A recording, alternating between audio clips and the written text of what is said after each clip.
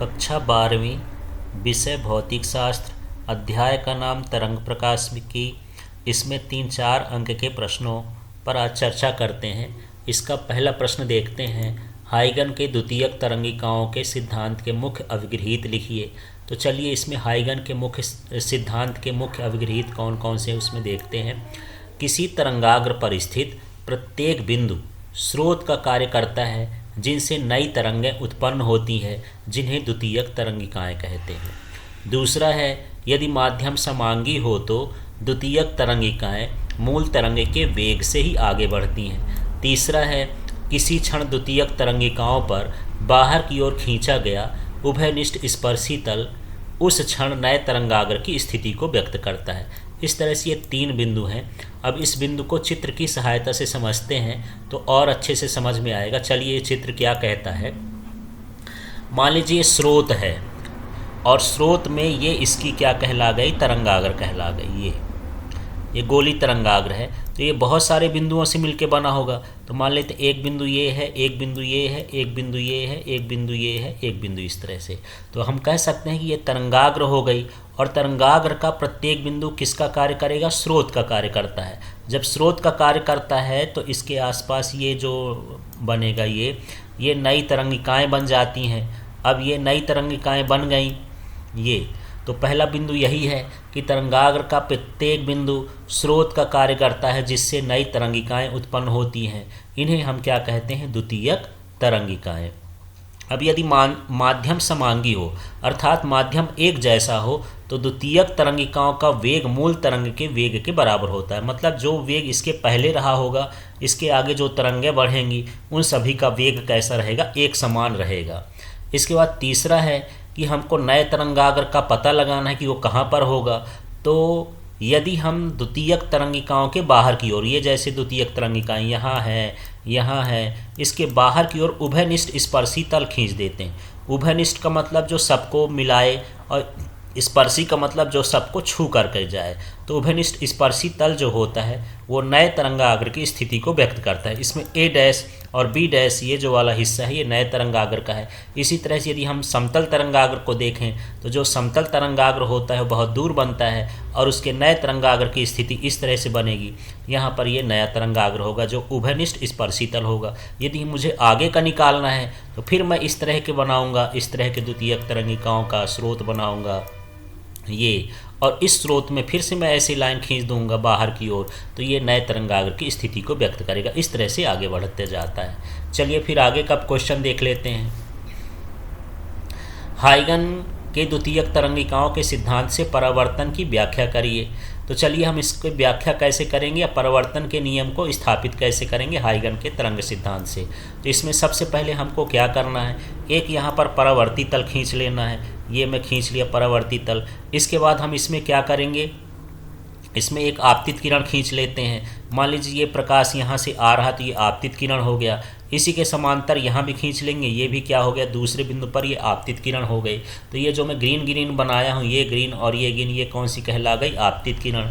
अब इसके बाद यहाँ पर देखते हैं कि ये परावर्तित किरण, तो यहाँ पर देख लेते हैं, यहाँ से टकराएगी और ये उधर की ओर जाएगी। ये कौन सी किरण हो गई, परावर्तित किरण।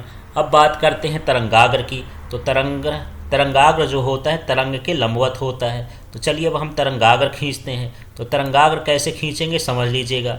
ये हमारे पास आपतित किरण है, आपतित किरण के लंबवत एक किरण खींच देंगे। ये जो मैं गुलाबी रंग की लाइन खींच रहा हूँ, ये और ये आपस में लंबवत है। ये कौन सा तरंगाग्र कहलाएगा, आपतित तरंगाग्र। क्योंकि यदि हम आपतित किरण के लंबवत खींचते हैं तो उसे हम क्या कहते हैं, आपतित तरंगाग्र। और ये B बिंदु पर मिला। अब मान लीजिए प्रकाश यहाँ से चलता है B से कहाँ तक, C तक। तो इसका वेग V है, तो T समय में चली गई दूरी क्या हो जाएगी, VT। क्योंकि दूरी बराबर होता है चाल गुणे समय। तो चाल था V और समय था T, तो BC की दूरी हो जाएगी VT। अब हमको बनाना है परावर्तित तरंगाग्र। ये कैसे बनेगा, तो परावर्तित तरंगाग्र परावर्तित किरण पर बनेगा, लेकिन कितनी दूरी पर बनेगा। तो इसके लिए हम क्या करते हैं, A को केंद्र मानते हैं। यहाँ पर मान लेते हैं A को केंद्र, और यहाँ पर ये जो दूरी थी B से C तक चली गई दूरी क्या थी, VT, ये है। वी टी, माने वेग गुणे समय या चाल गुणे समय होती है दूरी। अब हम यहाँ क्या करेंगे, ए को केंद्र मानेंगे और वी टी को त्रिज्या मानेंगे। यहाँ पर ये भी क्या कहलाया, वी टी। तो वी टी को त्रिज्या मानकर परावर्तित किरण पर, ये परावर्तित किरण है नीली वाली, इस पर हम क्या करेंगे, चाप काट देंगे। और ये चाप इतना ही काटेंगे जितना BC है, BC के बराबर का चाप, माने उतनी ही त्रिज्या का हमको यहाँ पर क्या करना है, चाप काट देना है। जहाँ चाप काटेगा उसे बिंदु E मान लेंगे, और जब बिंदु E मिल जाएगा तो इसको यहाँ से C से मिला देंगे। ये इस तरह से जब हम C से मिला देंगे तो जो ये बना, ये क्या कहला जाएगा, एक तरह का परावर्तित तरंगाग्र। तो इस तरह से हमको चित्र बनाना है। चित्र बनाते समय भी यहाँ देख लेना है कि यहाँ जो आपतित तरंगाग्र है ये आपतित किरण के लंबवत होता है, और इस पर जो कोण बनेगा वो क्या बनेगा, आई, आपतन कोण। इसी तरह जो परावर्तित किरण पर जो लंबवत होगा वो हो जाएगा परावर्तित तरंगाग्र, और इस पर क्या कोण बनेगा, आर। तो इस तरह से हमको चित्र की रचना करना है। चलिए अब आगे हमको चित्र के बारे में लिखना है, तो इसको चित्र को देखना है और उसके बारे में लिखते हैं, देख लेते हैं इसमें क्या है।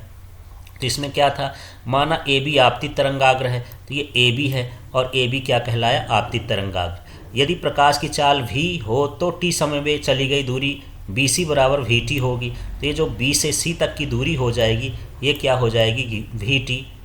इस तरह से अब क्या होगा, A को केंद्र और VT को त्रिज्या मानकर, तो यहाँ पर A को केंद्र मानना है और यहाँ VT को त्रिज्या मानना है। ये जो यहाँ पर ये VT आया था उसको त्रिज्या मानकर फिर क्या करते हैं, परावर्तित किरण पर चाप काटते हैं। तो ये परावर्तित किरण पर चाप काटे हैं, फिर क्या उस बिंदु को E मानते हैं, तो यहाँ पर E मान लिए हैं और इसे C को मिलाते हैं। तो इसको हम यहाँ से ऐसे करके C को मिला देते हैं, तो जो CE रेखा बन गई वो क्या कहला गई, परावर्तित तरंगाग्र। तो इस तरह से हमको चित्र के बारे में लिखना है, जो चित्र में किए हैं वही लिख देते हैं। अब हम आगे के स्टेप में देखते हैं। चलिए यहाँ आगे देखते हैं। यहाँ पर दो त्रिभुज हम लेंगे। एक त्रिभुज कौन सा है, ये ABC, और दूसरा त्रिभुज क्या है, AEC।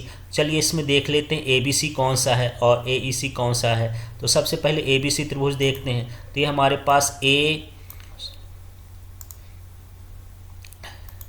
चलिए ये हो गया A, फिर ये हो गया B और ये हो गया C। इस त्रिभुज का नाम क्या हो गया, ABC। इस त्रिभुज की हम बात कर रहे हैं। फिर हम दूसरा त्रिभुज भी देख लेते हैं यार। दूसरा त्रिभुज कौन सा, AEC। तो चलिए इसको मैं कलर चेंज कर लेता हूँ।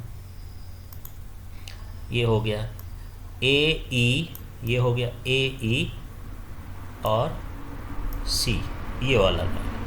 तो इस तरह से हमारे पास दो त्रिभुज यहाँ पर बन रहे हैं। अब दोनों त्रिभुज में हम देखते हैं क्या क्या बराबर है, इसको देख लेते हैं। तो यहाँ देख लेते हैं, ये जो कोण B है इसका नाम है ABC, कोण ABC, और इसका नाम है कोण AEC। ये कितने कितने के, 90 अंश के हैं, तो ये 90 लिख दिए। फिर हम बात करते हैं AC। तो यहाँ देखिए, यहाँ पर ये जो रेखा है इस त्रिभुज की भी है, AC ये वाले त्रिभुज का है और AC ये वाले त्रिभुज का, दोनों त्रिभुज का AC है। तो ये दोनों क्या हो गया, उभयनिष्ठ हो गया। हम बात करते हैं BC। तो जो BC की दूरी थी वो क्या थी, VT, और इसके बाद यहाँ AE की दूरी भी क्या थी, VT। तो इस तरह से यहाँ पर दोनों दूरी बराबर हैं। तो यहाँ पर BC बराबर AE इक्वल टू क्या हो गया, VT। तो इस तरह से हमको दोनों त्रिभुज की तुलना करना है। तुलना करने के बाद हम देखते हैं कि ये चीज़ें हमको बराबर मिल गई हैं। जब बराबर मिलती हैं तो त्रिभुज सर्वांगसम हो जाएंगे। तो त्रिभुज ABC सर्वांगसम त्रिभुज AEC। अब ये किससे हो गया, राइट एंगल। राइट एंगल तो ये 90 डिग्री का हो गया। फिर HS माने हाइपोटेनस कर्ण, तो ये कर्ण बराबर हो गया। S का मतलब क्या है, साइड, और एक भुजा बराबर हो गई। तो 90 कोण हो, कर्ण बराबर हो, भुजा बराबर हो, तो ये त्रिभुज समरूप होते हैं। जब त्रिभुज समरूप होंगे तो क्या होगा, इनकी सभी चीज़ें बराबर हो जाएंगी। इसका मतलब यहाँ पर इस त्रिभुज का कोण I और उस त्रिभुज का कोण R भी बराबर होंगे। तो हम यहाँ पर लिख सकते हैं कि कोण I बराबर कोण R। तो इसका मतलब हो गया आपतन कोण का मान परावर्तन कोण के बराबर होता है, और हमको यही सिद्ध करना था। इसके बाद हम तीसरे नंबर के क्वेश्चन में आते हैं। यहाँ पर देखते हैं अब हमको क्या करना है। हाइगन के द्वितीयक तरंगिकाओं के सिद्धांत से अपवर्तन के नियम या स्नेल के नियम को स्थापित करना है, उसको व्याख्या करना है। तो सबसे पहले इसके चित्र को देखेंगे और इसके नियम को फिर समझते हैं। तो इस चित्र में क्या है, चलिए देखते हैं।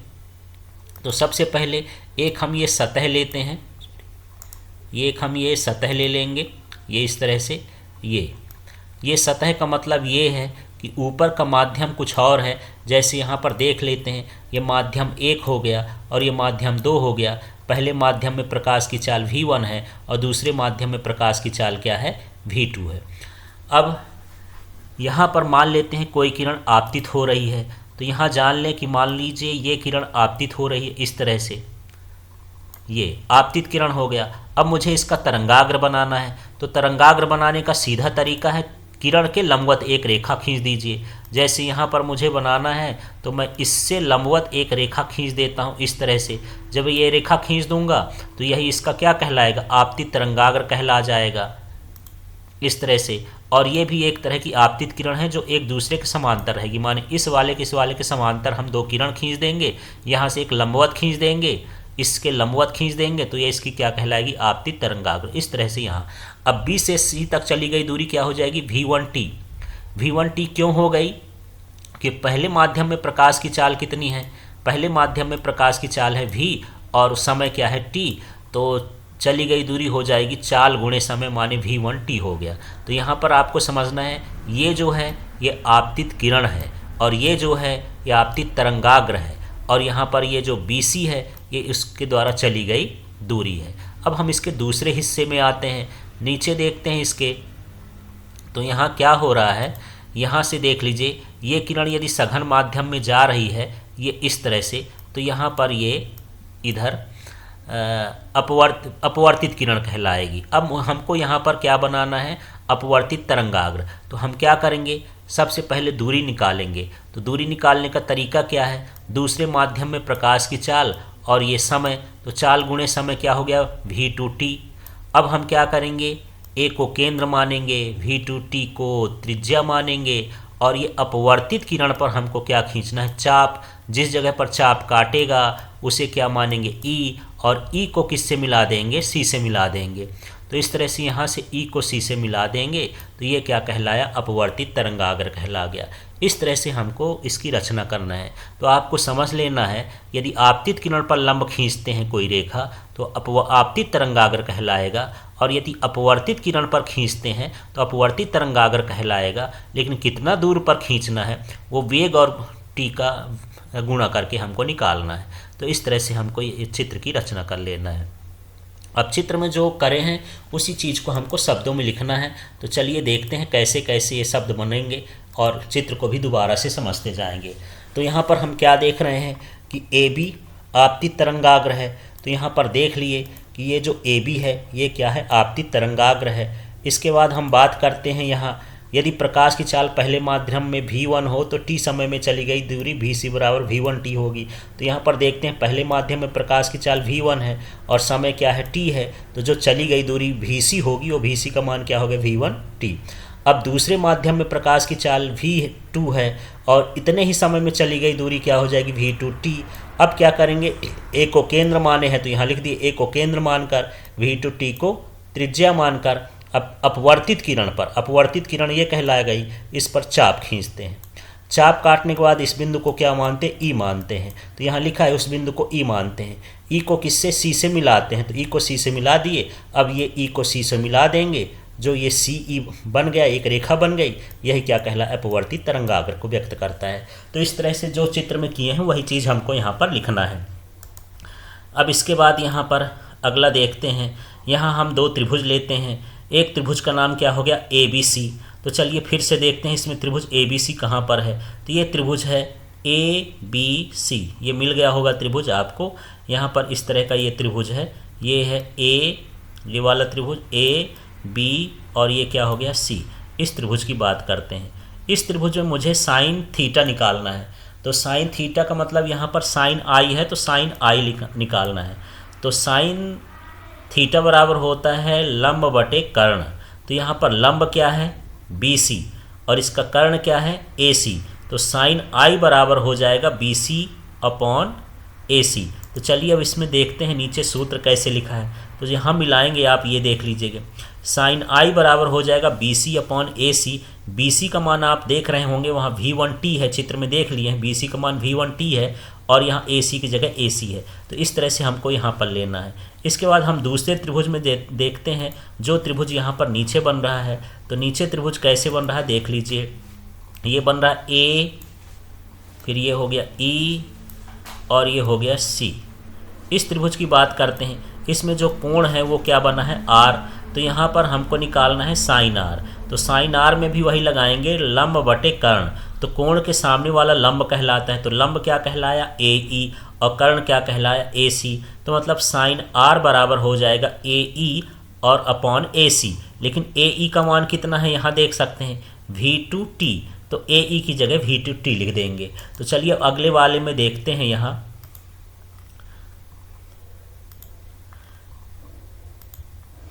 यहाँ पर देख लेते हैं त्रिभुज ए ई सी में अभी हम देख रहे थे साइन आर बराबर क्या था ए ई अपॉन ए सी, माने ये लंब है और ये कर्ण है।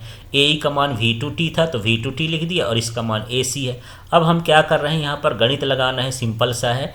तो यहाँ पर हम समीकरण 1 का समीकरण 2 में भाग कर रहे हैं। तो समीकरण 1 में बराबर के इस तरफ का देख लेते हैं। तो समीकरण 1 में जो बराबर के इस तरफ का है ये क्या है साइन आई, तो यहाँ पर ये मैं लिख दिया साइन आई। इसके बाद समीकरण 2 में ये क्या लिखा है साइन आर, तो बटे में क्या लिख दिया साइन आर। यदि इसी तरह से हमको ये लिखना है V1T, यहाँ पर मैं लिख देता हूँ अलग से, ये हो जाएगा V1T और बटे में क्या है AC, ये समीकरण 1 का हो गया। इसी तरह से दूसरे समीकरण में क्या हो जाएगा ये V2T और बटे में क्या हो जाएगा AC। यहाँ से हम क्या देख रहे हैं कि AC से कट जाएगा, T से कट जाएगा, तो हमारे पास क्या आ जाएगा V1 अपॉन V2 इस तरह से। अब हम देख रहे हैं कि जो V1 और V2 है ये है पहले माध्यम में प्रकाश की चाल, ये है दूसरे माध्यम में प्रकाश की चाल। तो पहले माध्यम में प्रकाश की चाल और दूसरे माध्यम में प्रकाश की चाल के अनुपात को पहले माध्यम के सापेक्ष दूसरे माध्यम का अपवर्तनांक कहते हैं। तो यहाँ पर V1 V2 को हटा करके उसकी स्थान पर ये N21 लिख दिए हैं। N से भी लिखते हैं, म्यू से भी लिखते हैं, μ21 भी लिख सकते हैं। तो यही है स्नेल का नियम। तो स्नेल का नियम सीधे है, आपतन कोण की ज्या और अपवर्तन कोण की ज्या में एक निश्चित अनुपात होता है जिसे पहले माध्यम के सापेक्ष दूसरे माध्यम का अपवर्तनांक कहते हैं। इस तरह से हमको यहाँ जो है स्नेल के नियम को सत्यापित करना है। धन्यवाद।